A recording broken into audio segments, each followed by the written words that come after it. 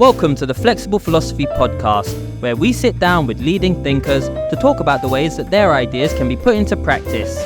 I'm your host, Hamza King, and on this episode, I'll be discussing social class with Sam Friedman, Professor of Sociology at the London School of Economics and Political Science, and author of The Class Ceiling: Why It Pays to Be Privileged. Thank you for being with us, and we hope you enjoyed listening.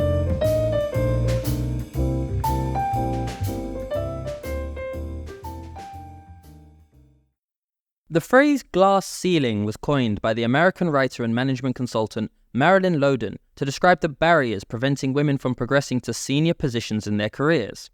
While speaking at a women's exposition in 1978, Loden told the crowd that it is not a lack of confidence which prevents women from progressing in their careers, but rather that the culture in elite occupations is dominated by men, and therefore works against the interests of women. The sociologists Sam Friedman and Laurison have introduced the phrase class ceiling to describe the barriers preventing those from working class backgrounds from progressing in their careers.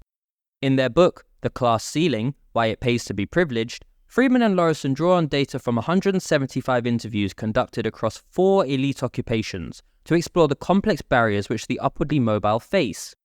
They have found that even when those from working class backgrounds make it into prestigious jobs, they earn around 16% less than their colleagues from more privileged backgrounds. So why is this the case? And what can be done to help shatter the class ceiling? Sam, it's really great to have you on to discuss these questions. Thanks for the invitation. Looking forward to the conversation. Well, most of your work looks at the ways class operates in Britain. You actually have a new book coming out in September with Aaron Reeves called Born to Rule: The Making and Remaking of the British Elite, which explores how the British elite have changed over the last 120 years. So before we get into the findings from some of your research, I'd love to hear more about why you focused your work on social class. Yeah, it's interesting. I mean, I think as with lots of people, it's kind of a personal connection to what they're interested in. And it's certainly the case for me. I think for me, it's kind of rooted in a friendship I had actually at secondary school with a guy. We were super close. We were 12 or 13. As you are at that point in your life, you tend to sort of make quite intense friendships. And over the course of our adolescence, I suppose what became clear was that there was this unspoken force that was kind of starting to open up and separate us. I was from quite a privileged background in Bristol. My dad was an economist. My mum was a social worker. We lived in a nice affluent part of Bristol. And this best friend of mine, was from quite a working class background. And parents were actually sort of started to do quite well over the course of the years that I knew him. And it was this really interesting moment where they actually moved house to my street in Bristol. Right. But what was really interesting was that throughout the period, and then particularly when they moved into my area, it became clear that they sort of weren't really accepted. And, my mum and dad were very sociable, friendly people, and they weren't in any way rude, but just couldn't really make a connection with them. And there was this clear sense that they felt like they didn't really belong. And I really, at the same time, I was kind of feeling that the way the school that we were at was treating us, even though we were both quite naughty, was quite different. And I was trying to make sense of all of these differences.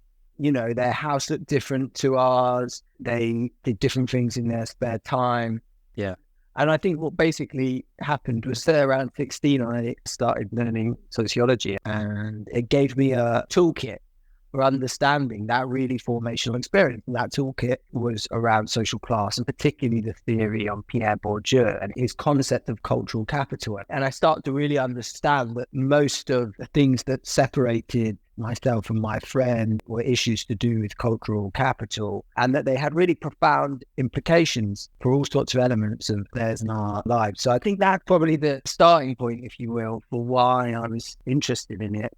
And then I think in terms of my research, I did a piece of work which in some ways perhaps was connected to that, although I didn't really know it at the time, which was interested in kind of how people experience social mobility, but how they experience it, not necessarily in terms of economic outcomes, but what's the emotional experience of going from a working class background and trying to make a life in a completely different part of society, occupationally and culturally. And what came out of that work was really a sense that actually often that experience may come with material rewards that are important, but it also comes with a lot of hidden costs in terms of people's emotional lives, their sense of self, and particularly their relationships with their families and communities of origin.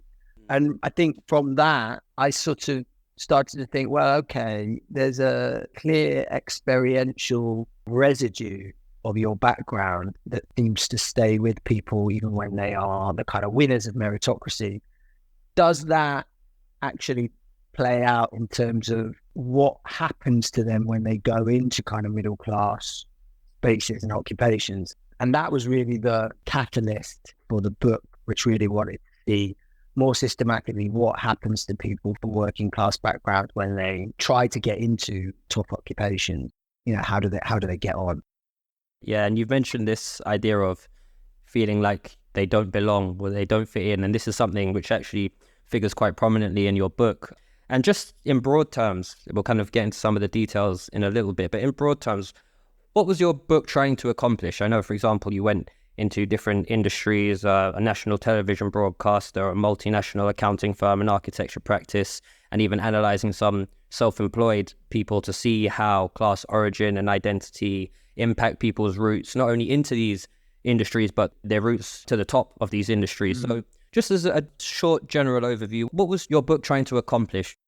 Yeah, so it was trying to enter into debate within sociology, but also in policy around social mobility more generally, who gets to the top in Britain. And what I kind of noticed was that most of the debates were around access, and often using large national data sets, looking at flows of people from certain types of occupational origins, so in terms of what their parents did for a living, and then mapping that onto what they themselves ended up doing. Really important work, but there was this kind of conceptual presumption in that work, which was also reflected in policy in this area, that basically class kind of falls away once you enter a top occupation, that then you have been socially mobile at the end of your journey. Right. And I think, you know, that seemed to me to be something that was interesting, but not at all demonstrated in any of that work. And it seemed to me, again, reflecting on some of that personal experience, that this is something that kind of lives with people throughout their lives. You know, the differences that frame and scaffold our upbringings often, I think, have a very strong residue. So I was wanting to see what that looks like in terms of when people actually enter these occupations. And I suppose there was two elements to that. One is very kind of concretely, does it affect their earnings, right? Is there a class pay gap? I.e., when people from working class background enter television, when they enter law, do they earn as much as their colleagues from more privileged backgrounds, even when they're otherwise the same in every other way we can measure? And that was a kind of key starting point to provide a quantitative evidence base, and then based on that, to try much more qualitatively. I'm a kind of mixed method sociologist, so I'm always interested in the structural and the experiential. What that actually looks and feels like in practice. What does it look like to enter these sorts of occupations when you haven't come from a background where, you know, your parents are routinely talking about these kind of worlds around the dinner table? You don't necessarily know your way around the kind of hidden rules of those occupations. How does that feel, and what does that look like? Right. And of course, your book is, as our listeners will have already heard, called The Class Ceiling, Why It Pays to Be Privileged. So it's centered around this concept of social class. Now, in 1999, Tony Blair famously said in a speech, "I want to make you all middle class."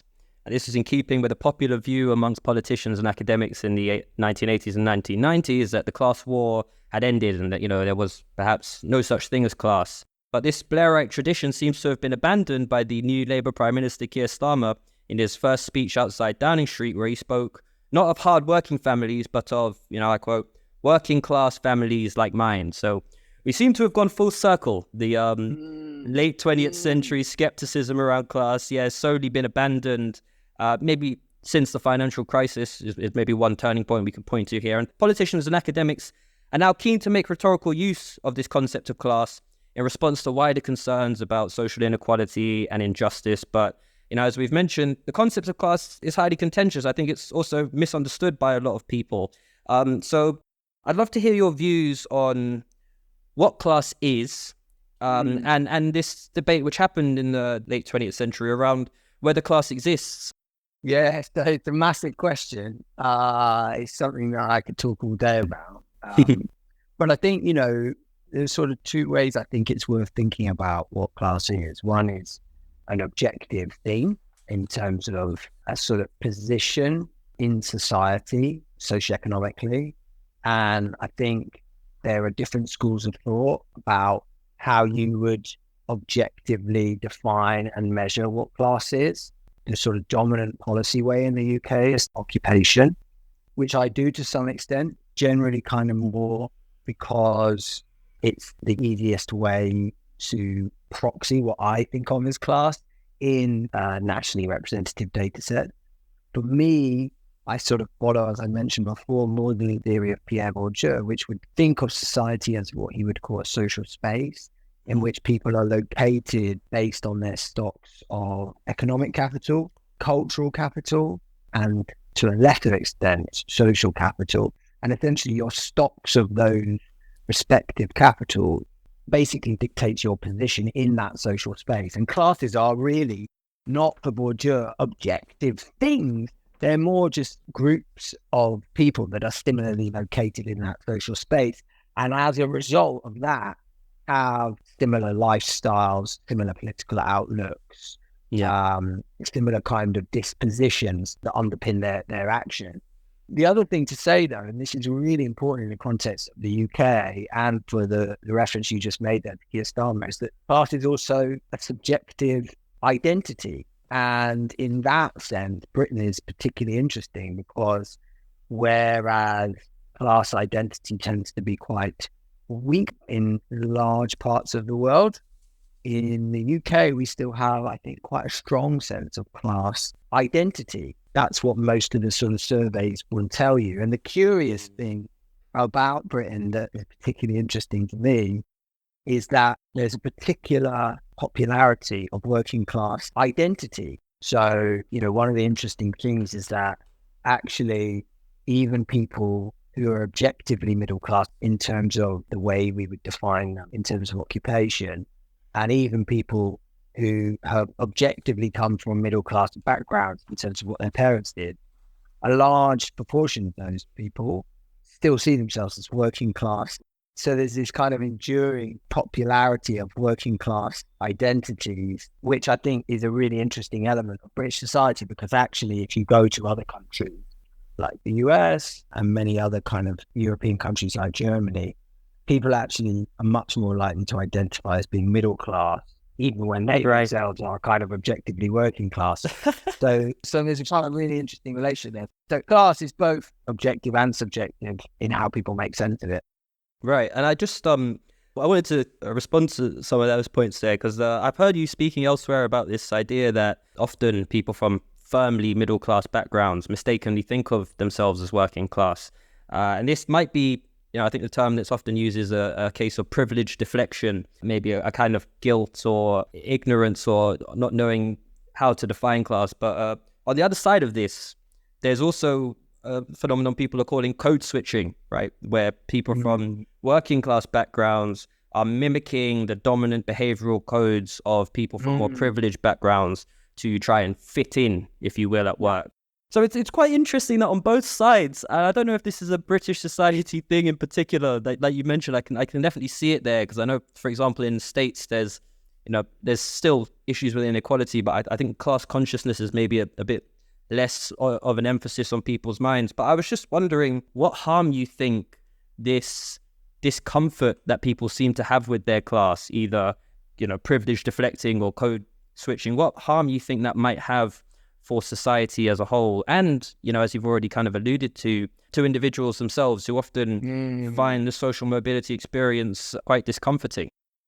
Yeah, it's a really good question, but I would separate them both out. And so I think on the one hand, as you mentioned, there is this strong phenomenon, and we've just written a new book actually called Born to Rule, which is out in September, which shows that this deflection of privilege, i.e. people from middle class backgrounds seeing themselves as coming from working class backgrounds, is even more powerful among the British elite than it is in the British kind of middle class. I see. Well, first thing I would say about it, which I think is important just to add a bit of complexity, is that I don't think it's straightforward to say that it's a kind of intentional strategy or a sort of calculated thing that people are doing. I think in some cases, maybe with some politicians, someone like Nigel Farage, you might say it's a little bit of a strategy.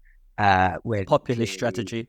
Yeah, when clearly, in his case, he knows that everybody else knows that he's a public school boy. Knowledge. But exactly, right? But I think in a lot of cases, we grow up hearing stories of our families, our extended families, and that informs our sense of self. And I think often what people do is they hear stories of upward mobility and sort of romantic struggle and striving that come from their kind of ancestors, and they adopt that.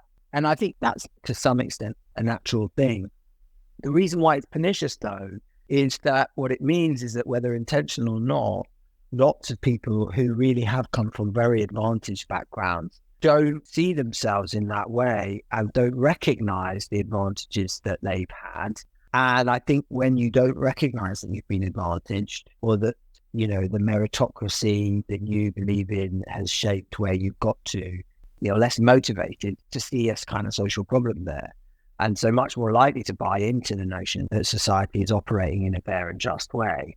And so I think this kind of deflection is pernicious because it upholds this idea of a kind of meritocratic society. And it stops us from seeing the real fissures of inequality of opportunity as they actually play out in society. I think on the other side, right, in terms of this code switching, I think you then see on the part of those who have been upwardly mobile, it's kind of interesting, right? These are people who are routinely presented as the kind of winners of meritocracy and are put on a kind of pedestal. And to some extent, the fascinating thing is that the deflectors are trying to sort of imitate, in the way that they tell their story, the experience of people who have been upwardly mobile. The irony being that people who actually have been upwardly socially mobile, the experience of that has often been one where, through traversing class boundary and the kind of huge cultural difference that entails in a society as class structured as ours, they have found themselves feeling often quite dislocated from very important family relationships, dislocated in terms of literally who they are, often playing out through things like taste and culture, where when they will articulate a sense of this sort of evolution of what they wear and what they like to do in their spare time. That often when you're code switching in that way, who actually are you? Are you the things that are absolutely central to your upbringing and formed who you are, or are you the person who's now to some extent doing things mediated by the environment that you sort of operate in terms of your friends or your work colleagues? Right. And it's actually, I think it connects to this analogy you've mentioned in the book of a following wind, right? And the idea that people from privileged backgrounds perhaps have certain forms of cultural capital, so their preferences, tastes that allow them to assimilate into work environments easier, and that is almost like a gust of wind pushing them forward. And of course, the reverse of that is those who don't have these forms of cultural capital that are advantageous in elites, profession environments, feel like they're going against the wind, right? And one of the popular examples when talking about why individuals from more privileged backgrounds do better in their careers and their less privileged counterparts is this idea of confidence. And moving the discussion now into some of the things that you think limit and restrict people from certain types of backgrounds from progressing in their careers, things that make up the class ceiling. I just first wanted to know whether you think this confidence explanation, this idea that people from privileged backgrounds just exude a certain confidence, is accurate, or if, as I think certainly is maybe perhaps too simplistic in terms of the focus of how they're understanding confidence. And also, if you want to speak to some of the other issues, so for example, I know you talk about the misrecognition of merit and etc. Yeah, so I think confidence is really interesting because it's not wrong in the sense that I think it's what people see most sort of obviously in these sorts of environments when they observe the differences between people from different backgrounds. But I think the danger with confidence is that sort of most people think of it as a kind of psychological personality trait, right? innate almost. Yeah, innate, and something that can be topped up or learned, or can be sort of taught, or can be kind of fostered in a very straightforward way by a bit of training. And I think the sociologist in me wants to say, what's really clear from the research is that, you did hundreds of anonymous interviews with people from working class backgrounds, maybe say, look, ask my family, ask my friends who I grew up with, whether I'm a confident person. They'll say, yeah, of course. There are all sorts of contexts where I feel hugely confident, but not this context, right? There's something about an elite work environment that can be anything from, the way it looks to, the way people speak, to the way people dress, to the kinds of humor that are acceptable or dominant there. All the kind of minutiae of what makes up occupational culture that acts to inhibit some people and to sort of embolden others.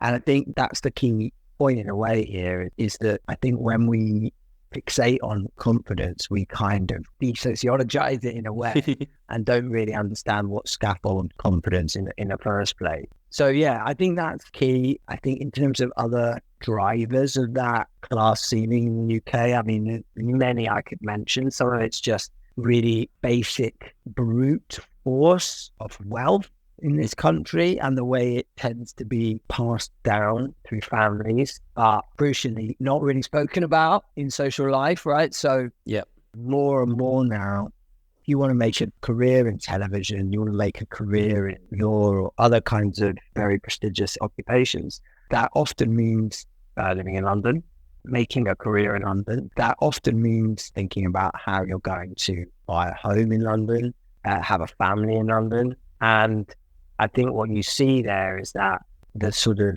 insulation that comes from coming from a family where you can rely on parental help, parental wealth at moments where you really need it, not only is just in a brute sense really powerful for doing things like buying a house, but also it acts as this form of psychological insulation. Often when we would talk to people about the decisions they'd made throughout their career, it structured the sort of risk-taking orientation that people from different backgrounds had around their career. So, a classic one, we interviewed lots of actors, right? And a lot of them would talk about how they had gone to places like the Edinburgh Festival Fringe, put on plays where basically they had to lose quite a lot of money. But the other side of that coin was that they might be, and often were, seen by a kind of industry insider who could then be a gatekeeper for future sort of opportunities in the industry.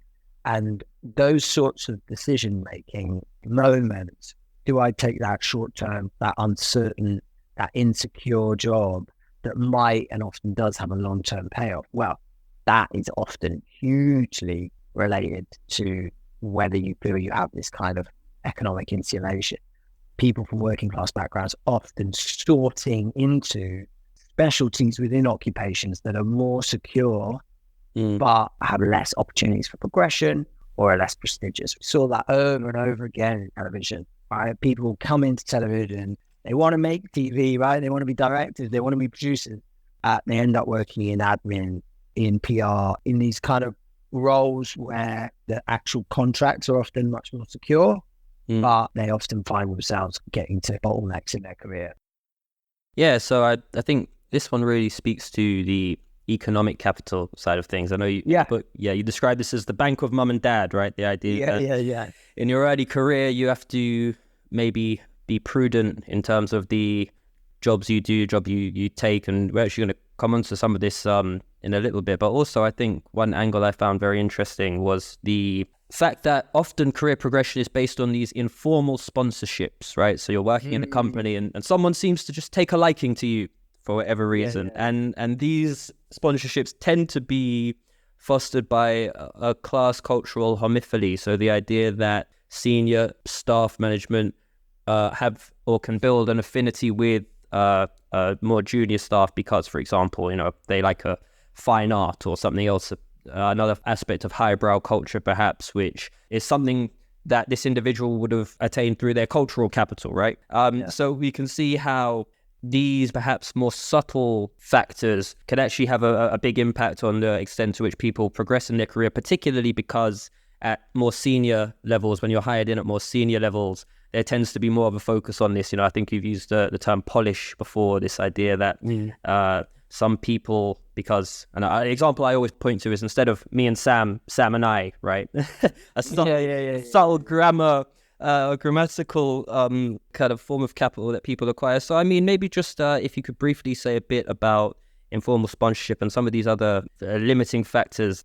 Yeah. So I think what's really interesting is that, you're never going to stop people making relationships at work, and nor should you, right? I mean, it's just a natural thing.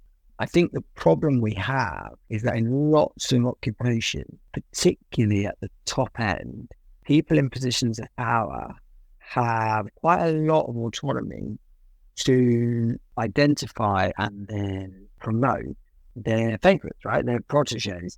But what was interesting was, in interviews, I always asked people, have you sponsored someone? People would often, they talk quite passionately about it, and they talk quite openly about how talented that person was. And then I said, well, how did this start? And almost always the initial spark, right? The ingredient that transforms the everyday working relationship into a bond worthy of sponsorship isn't anything to do with work. It's about these kind of moments of recognition where you realize you share the TV interests or, TV preferences. You like to do the same things in your spare time. And, it's not as, I think, straightforward as kind of, you like to go to the opera and so does this person. I think it's much more subtle than that, the kind of markers that people recognize. But those markers are classed in important ways.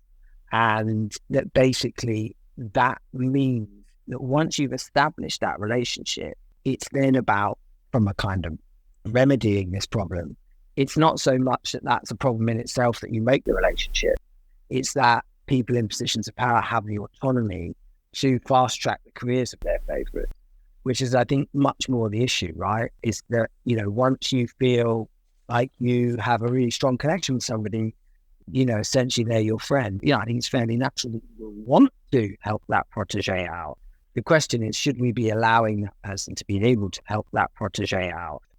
That's a kind of good example of the subtle ways in which cultural capital becomes converted into social capital. I think there is also just this sense that, as we talked about before, these kind of behavioral codes, and those codes do look different in different occupations, right? When we talk to people working in television, this notion of polish, corporate polish, doesn't hold any sway at all. In fact, people prided themselves on this idea of informality, and that informality in television is a sign that it's actually much more open and meritocratic. You can be who you want to be, right? Bring your whole self to work. Actually, when we then sort of dug into what this informality looks like, people were really clear about the fact that there was all sorts of subtle rules. Yeah, you can wear like trainers to work, but like not any type of trainer, right? And people loved talking about colleagues that they'd seen who kind of got that code right, and colleagues that hadn't. Who knows when to swear in meetings? Who knows when to mock their managers? Who knows when it's appropriate to put your feet up on the furniture? These things that characterize what we call in the book kind of studied informality, right? Because it's actually, yes, it looks informal and therefore open, but it's actually all these really subtle rules. And what was interesting was that it was almost always those from working class backgrounds who really felt it was difficult to master that studied informality, felt like they were always kind of struggling to understand. The way it was often articulated was this idea that you go into a room, a boardroom, a meeting room, and it feels like everybody else knows each other really intimately, because the ease in which the conversation's taking place, or the kind of sense of connection that people have, gives the impression that they're all like really good friends. They're not.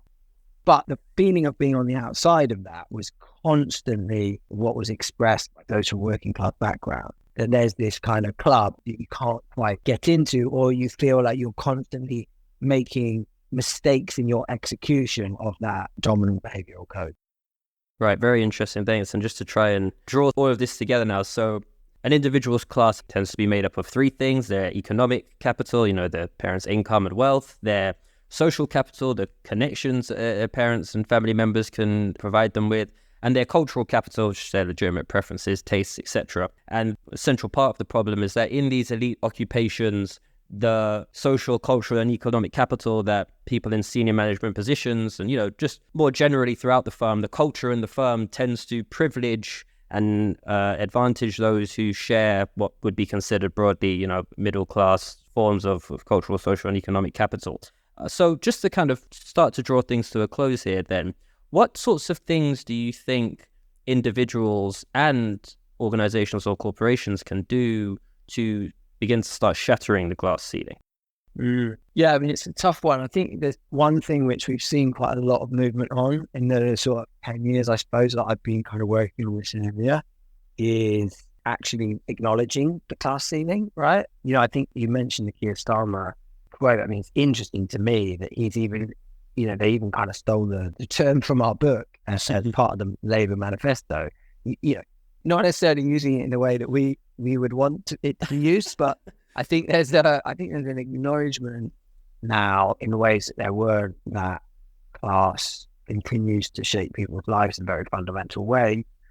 And in the realm that I'm interested in around these sort of elite occupations, this has now become in the UK quite a standard part of diversity and inclusion. So all big law firms, all professional service firms, all media companies now routinely measure class background.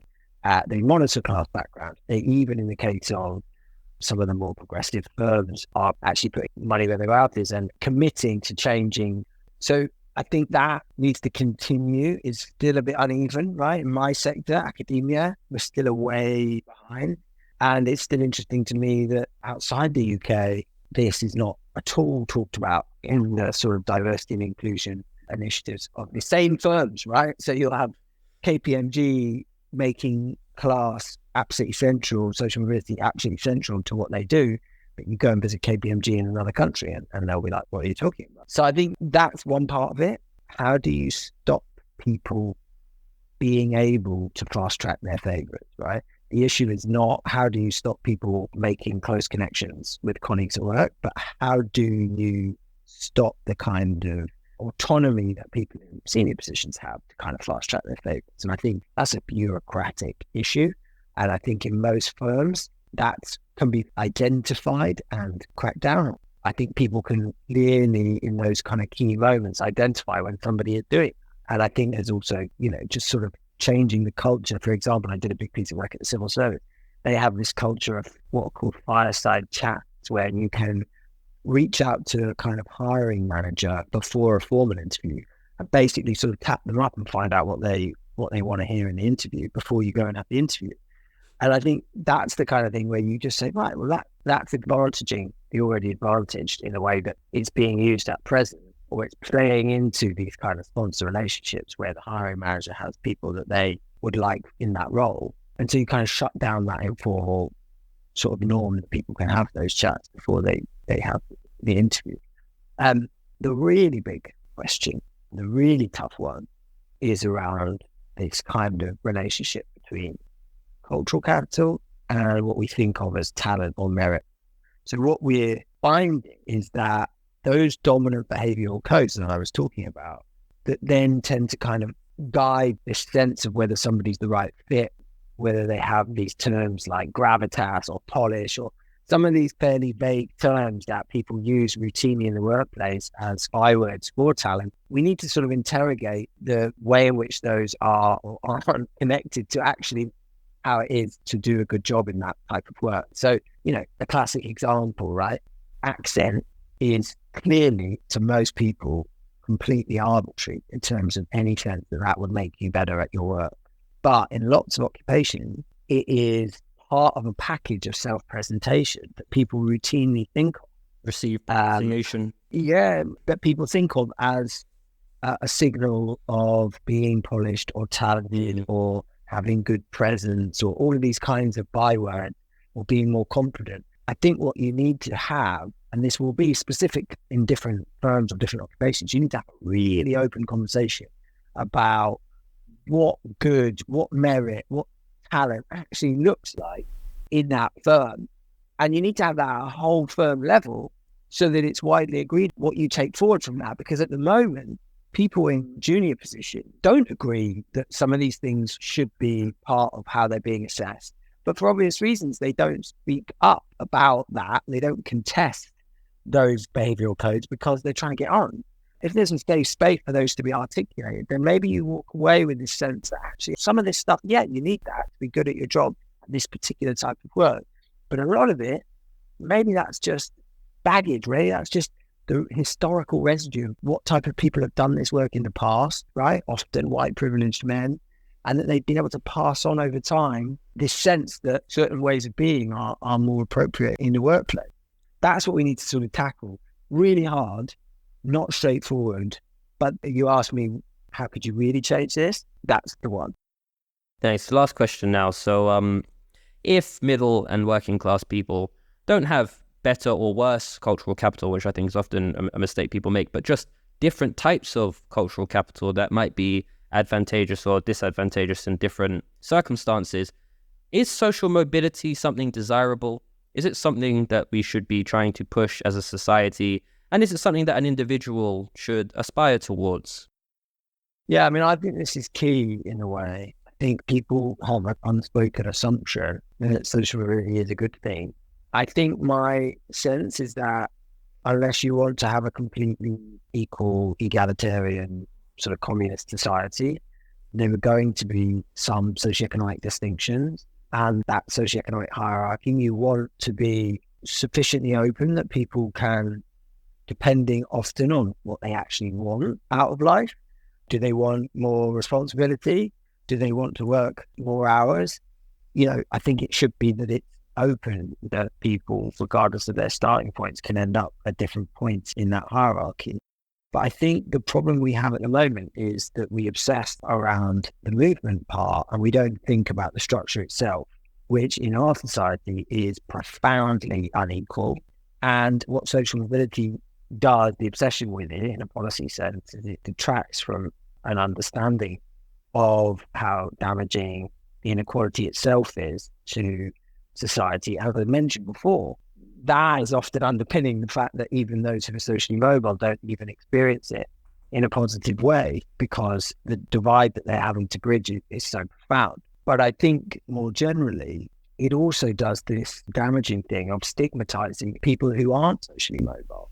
And I think that's a real mistake because there is no reason why there should be any stigma attached to wanting the kinds of jobs that we need for our society to function. Care work, what we saw during the pandemic was that all sorts of working class labour, people were understanding how fundamental it is to the societies we live in. And I think the answer in a way is to both try to think about revaluing lots of types of work that are seen as sort of working class forms of labour in general, right? And that might mean providing better conditions, better pay. And I think what you do then is take a lot of the heat out of the attachment to social mobility we have. So I would certainly, as your question suggested, even as a sociologist of social mobility, very much question that increasing social mobility is the goal.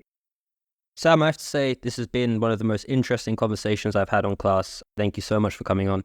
Great. No, it's been great to talk to you. Thanks so much for the invitation. If you're interested in the deeper philosophical questions around social class, subscribe to our newsletter for an extended interview, where Sam and I discuss intersectionality and the ways that class is understood in other countries.